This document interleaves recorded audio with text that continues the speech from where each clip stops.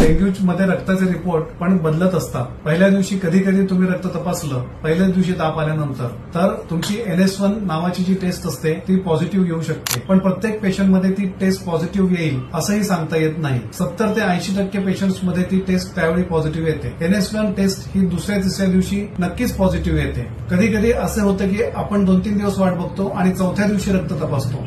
त्या दिवशी कधी कधी NS1 पण पॉझिटिव्ह येत नाही आणि डेंग्यूच्या अजून 2 टेस्ट असतात, IgG आणि IgM. त्या पण टेस्ट पॉझिटिव्ह येत नाही. त्यावेळी डॉक्टरना सुद्धा पेशंटला डेंग्यू आहे का नाही हे त्यांच्या अनुभवानुसार आणि पेशंटचं क्लिनिकल सिम्पटम्स आणि प्रेझेंटेशन याच्यावरनं ठरवावं लागतं. अशा वेळी पेशंटला स्वतः डॉक्टरांवर विश्वास ठेवावा लागतो. नाहीतर टेस्ट निगेटिव्ह आली म्हणून पेशंट सरळ म्हणतात की आम्हाला दवाखान्यात ऍडमिट व्हायचं नाही किंवा डॉक्टरांना आजार कळत नाही. परंतु कधी कधी 4-5व्या दिवशी पण टेस्ट निगेटिव्ह येऊ शकते. तसेच सीबीसीचा जो रिपोर्ट असतो तो रिपोर्ट पहिल्या दिवशी नॉर्मल येऊ शकतो. पेशंट किंवा लोकांचं असं म्हणणं असतं की सीबीसीचा रिपोर्ट नॉर्मल आला, आमच्या प्लेटलेट काउंट नॉर्मल आहेत, सगळंच नॉर्मल आहे, मग आम्ही पेशंटला डेंग्यू कशावरून? तर सुरुवातीला सगळे रिपोर्ट नॉर्मल येऊ शकतात सीबीसीचे. 4-5व्या दिवशीपासून पेशंटच्या पांढऱ्या पेशी कमी व्हायला लागतात. तसेच प्लेटलेट्स ज्या नॉर्मली 2 ते 3 लाखाच्या रेंजमध्ये असतात त्या हळूहळू 1,40,000, 1,10,000 आणि कधी कधी 1 लाखाच्या खाली पण यायला सुरुवात होते. त्यामुळे